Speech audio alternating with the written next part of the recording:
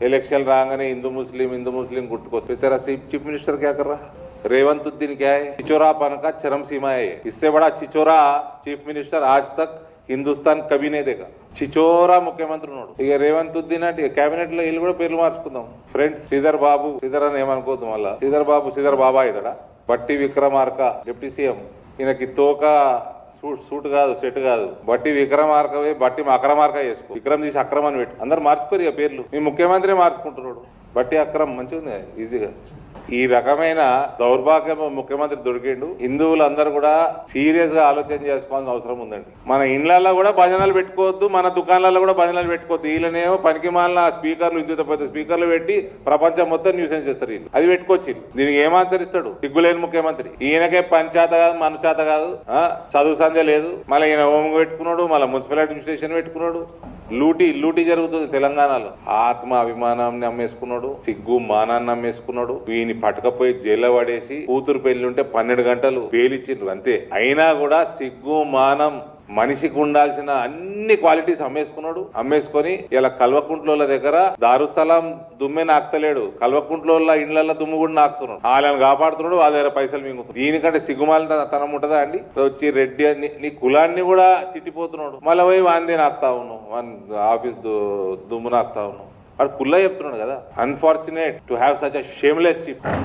ఈ రకంగా ఉంటే మనం బయట తిరగడం కూడా హిందువులకి ఇబ్బందికరంగానే మారుతుంది. మరోసారి ఈ హౌస్ అరెస్టులు ఏదైతే కేసీఆర్ ధోరణిలో పోతా ఉన్నాడో అయినా, ఇవన్నీ కూడా మేము కండెమ్ చేస్తా ఉన్నాము. ఎట్టి పరిస్థితుల్లో ఆడ హిందువుల మీదనే కేసులు ఎక్కువ పెట్టినట్టు సమాచారం అందుతుంది. ఇవన్నీ పక్కన పెట్టి ఎవడైతే సూపర్ మార్కెట్లకు వచ్చి గొడవ చేసిండో వాని లోపలేసి కఠినంగా శిక్షించాల్సిందిగా మా నువ్వు గాండు రాజకీయాలు నువ్వు చేస్తున్నావు. నువ్వు రేవంత్ రెడ్డి గురించి ఏం మాట్లాడుతున్నావు? గాండు రాజకీయాలు నువ్వు చేస్తున్నావు. నీకు బాధ అనిపించదా? నువ్వు ముఖ్యమంత్రిని అంటున్నావు, కాంగ్రెస్ పార్టీ కార్యకర్తలు ఫీల్ అవుతున్నారు. అరే మా ముఖ్యమంత్రిని తిడుతుంటే ఎట్లా ఊకోవాలని కాంగ్రెస్ పార్టీ వర్కర్ ఫీల్ అవుతున్నాడు, కాంగ్రెస్ పార్టీ సింపథైజర్ ఫీల్ అవుతున్నాడు. పరిపాలన చేసేటప్పుడు అందరూ ప్రేమించరు. పరిపాలన కొందరికి కొన్ని ఇష్టం ఉండయి. సరే, ఎవరికో కొందరికి ఇష్టం లేదు, నువ్వు వాళ్ళ దగ్గర పోయినావు, నువ్వేదో వాళ్ళ దగ్గర శబ్బాష్ అనిపించుకోరు. నువ్వు ప్రశ్నించు ముఖ్యమంత్రిని. కొంత ప్రజల దగ్గరకు వచ్చినప్పుడు ప్రజల పక్షాన నీకు ఏదైనా అప్పీల్ ఉంటే నువ్వు అడుగు, డిమాండ్ చేయి.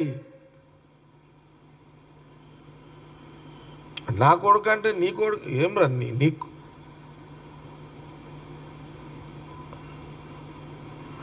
నా కొడుకు అని మాట్లాడితే ఏం రా కొడక? నువ్వు మళ్ళొకసారి కాంగ్రెస్ పార్టీ ముఖ్యమంత్రి రేవంత్ రెడ్డిని కానీ, కాంగ్రెస్ పార్టీ నాయకులను కానీ, మంత్రులను కానీ ఇట్లా మాట్లాడితే నీ నడి రోడ్డు మీదనే నిలబెట్టి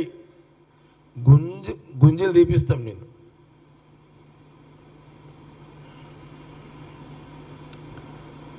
ఇక నువ్వు యాజ్ ఏ ఎంపీగా నువ్వు మాట్లాడు. ఏమని? ముఖ్యమంత్రి గారు మా పనులు అయితే లేవు, ముఖ్యమంత్రి గారు మాకు అపాయింట్మెంట్ ఇవ్వండి, ముఖ్యమంత్రి గారు మాకు పనులు చేయండి అని నువ్వు అడుగు. నువ్వు కావాలంటే మళ్ళీ నన్ను తిట్టు, నేను మళ్ళీ ఎట్లా తిడుతున్నావు నీకు చూపెడతా. మళ్ళీ నీకు అది కూడా ఆప్షన్ ఇస్తున్నా, తిట్టు. నీవు నీదే పెద్ద పర్సనాలిటీ కాదు, నీ అయ్యే పర్సనాలిటీ. నీకంటే పెద్ద పర్సనాలిటీ నాది. నీదే పెద్ద తోపు అనుకోకు, నువ్వు ఎంపీ అయినా చెప్పి తోపు అనుకోకు. నువ్వు నేను రోడ్డు మీదకి వచ్చినాక నువ్వు వచ్చినావు రోడ్డు మీదకి.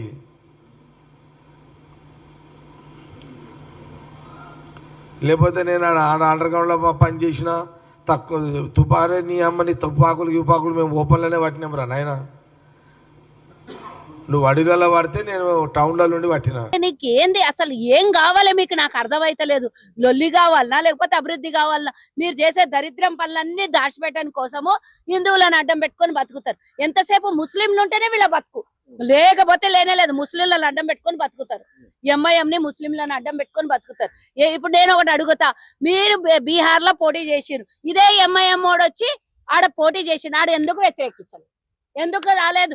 మేము హైదరాబాద్ లో మేము కాంగ్రెస్ ప్రభుత్వం ఉన్నప్పుడు ఎంఐఎంఓలను హైదరాబాద్ శివార్లు దాటనీయలేదు.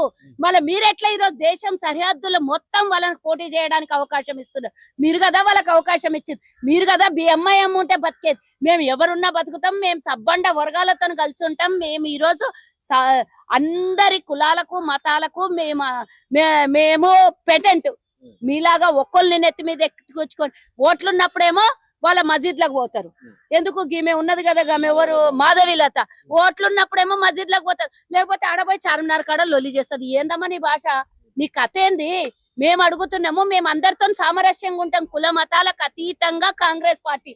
మేము అన్ని కులాలని గౌరవిస్తాం. ముఖ్యంగా రేవంత్ రెడ్డి గారి విషయానికి వస్తే, మొన్న మాట్లాడినటువంటి విషయాన్ని వక్రీకరించి మాట్లాడి వారి మీద ఇబ్బంది ఎందుకంటే మీరు అంటున్నారు రేవంత్ రెడ్డి గారి విషయాలలో, రేవంత్ రెడ్డి గారు ఢిల్లీకి పోయి ఏమడిగినారు? కేంద్ర మంత్రులతోని, ప్రధానమంత్రితోని మేము రాష్ట్రంలో ప్రపంచ దేశాలలో 4వ అంటే 4th సిటీగా మా హైదరాబాద్ ని మేము తీర్చిదిద్దుకోబోతున్నాం. మీ కళ్ళల్లో ఎందుకు కనబడుతుంది?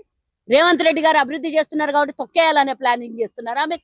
నేను అడుగుతున్నా, మేము నిధులు అడిగినాము కేంద్రానికి పోయి, ఆ నిధుల గురించి మేము ఎవరైనా చర్చ చేయొద్దనే కదా ఈ టాపిక్ ని బయటకు తీసుకున్నారు. మీరు ఆ టాపిక్ ఎవరైనా మాట్లాడుతున్నారా? ఆ టాపిక్ ని మాట్లాడకుండా ఆ టాపిక్ ని తొక్కేసి రేవంత్ రెడ్డి గారి మాటలు ఏమన్నాడు? 33 జిల్లాల అధ్యక్షులు 33 రకాలుగా ఉంటారు. ఈయన అయ్యప్ప మాలేస్తాడు, ఈయన శివ మాలేస్తాడు, నేను వాసవి మాత మాలేస్తా, ఇంకోళ్ళు హనుమాన్ మాలేస్తారు, ఇంకొకళ్ళు ఇంకో మాలేస్తారు, వినాయక చవితి అప్పుడు వినాయక చవితి మాలేస్తారు, దుర్గాష్టమి అప్పుడు 8 రోజులు ఆ నవరాత్రులకు మాలేస్తారు. రకరకాల అభిప్రాయాలు ఉంటాయి. ఇట్లనే దేవుళ్ళ మధ్యలోనే మనము వివిధ అభిప్రాయాలను తీసుకునేటోళ్ళం. 33 జిల్లాల అధ్యక్షులు వివిధ అభిప్రాయాలు ఉంటాయి. అన్ని కలగలిపితే కాంగ్రెస్ అని రేవంత్ రెడ్డి గారు చెప్తే దాన్ని పట్టుకొని హిందువుల మనోభావాలు తెలియని మీ బతుకుకు సీతాని రాముని వేరే చేసిన వాళ్ళు మీరు హిందూ అభిప్రాయాలను అంటారా? ఎందుకంటే వాళ్ళ దేశ ప్రధాని భార్య లేకుండా ప్రపంచ దేశాలు తిరిగి వస్తున్నాడు, దేశాన్ని ఏలుతున్నాడు. అందరు కూడా అట్లా, దేవుళ్ళు కూడా అట్లనే భార్యలు లేకుండా ఉండాలి. ఎవరు కూడా ఎవరితోని సన్నిహితము, స్నేహభావము, సోదర భావంతో ఉండొద్దు. వాళ్ళకున్నదల్లా విడదీసి టార్గెట్ చేసి మాట్లాడుతున్నారు. సమాజం ఆలోచించాలి. మా నాయకుడు విజన్ ఏంది, బీజేపీ నాయకుల విజన్ ఏంది? బీజేపీ నాయకులు చేస్తున్నటువంటి ఏదైతే విద్వేషము, వినాశకర ఆలోచనలు, డైవర్ట్ పాలిటిక్స్, డివిజన్ పాలిటిక్స్, ఇవి సమాజానికి ఉపయోగపడతాయా? ఏమైనా అభివృద్ధి సాధిస్తుందా? ఈరోజు ఈ సమాజంలో నెహ్రూ గారి కాడ నుంచి మరి మొన్నటి వరకు మన మన్మోహన్ సింగ్ గారి వరకు తెచ్చినటువంటి అనేక సంస్కరణలే ఈరోజు ఈ దేశాన్ని, ఈ సమాజాన్ని నిలబెడుతున్నది వాస్తవం కాదా? ఆలోచించాలని ఈ సందర్భంగా మీరు మంత్రిగా ఉన్నారు, భారత రాజ్యాంగం మీద ప్రమాణం చేసి వచ్చేటప్పుడు మరి ఏం చేసి వచ్చారు? ఈరోజు ఎందుకు ఇలాంటి విద్వేషపు రాజకీయాలు, విద్వేషపు మాటలు మాట్లాడుతున్నారు?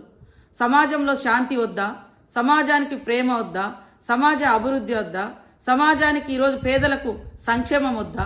మీరు పేదల సంక్షేమం అంటేనే సోమరిపోతులను తయారు చేస్తారని మాట్లాడిన మీరు, బీజేపీ నాయకులు పేదల పట్ల ఏమాత్రం కృతజ్ఞత ఉందో ఒక్కసారి భారతీయులందరూ కూడా ఆలోచించాల్సిన అవసరం ఉందని తెలియజేస్తాం. తో నీ బొక్క లేపించినాక నువ్వు మాట్లాడాలి. బండి సంజయ్ గారు, మీరు కార్యకర్త నుంచి వచ్చి ఎదిగిరు, బానే ఉంది. మీరు కౌన్సిలర్ ఉన్నోళ్ళు ఎంపీ అయిన బానే ఉంది. ఎంపీ అయిన వాళ్ళు కేంద్ర మంత్రి అయిన బాగానే ఉంది. మీ పరిస్థితి బాగానే ఉంది, కిషన్ రెడ్డిది బాగానే ఉంది. మరి కరీంనగర్ మున్సిపాలిటీ పరిస్థితి ఏముందని నేను అడుగుతున్నా. ఏం తెచ్చినవో ఏమి ఇచ్చినవో చెప్పు. మీటింగ్ పెట్టుడు కాదు, మీ జాతీయ అధ్యక్షుని తెచ్చుడు కాదు, ఢిల్లీ నుంచి ఏం నిధులు తెచ్చినవో లెక్క చెప్పు. అది మాత్రం శాత కాదు. చేసేటోళ్ళ కాళ్ళ కట్టె పెట్టురు వాళ్ళతో చేరి. గట్లాంటి వాళ్ళతో ఎవడని చేరుతాడే? బయటికి మాట్లాడుతావు కానీ లోపల ఏం జరుగుతుందో నీకు తెలియదా? బండి సంజయ్ గారు, మీ నాయకత్వం కేసీఆర్ కేటీఆర్తో ఎట్లా కలిసిపోయినో మీకు తెలియదా? మీ కిషన్ రెడ్డి ఎప్పుడైనా హైదరాబాద్లోకి వాళ్ళకు వ్యతిరేకంగా మాట్లాడిండా? మీ కిషన్ రెడ్డికి నోరని తెరిసే ధైర్యం ఉందా కేసీఆర్కు కేటీఆర్కు వ్యతిరేకంగా? బండి సంజయ్ గారు మీకు కనిపిస్తలేదా మీ నాయకులు ఎవరెంబడి తిరుగుతుర్రో? అందుకే మిత్రులారా, ఇవాళ తెలంగాణ రాష్ట్రాన్ని అభివృద్ధి చేసుకోవాలన్నా, తెలంగాణ రాష్ట్రంలో మున్సిపాలిటీలకు నిధులు ఇవ్వాలన్నా ఇవాళ కాంగ్రెస్ పార్టీతోనే సాధ్యమవుతుంది. ఇవాళ సమస్యలు పరిష్కరించే బాధ్యత కాంగ్రెస్ పార్టీ తీసుకుంటుంది.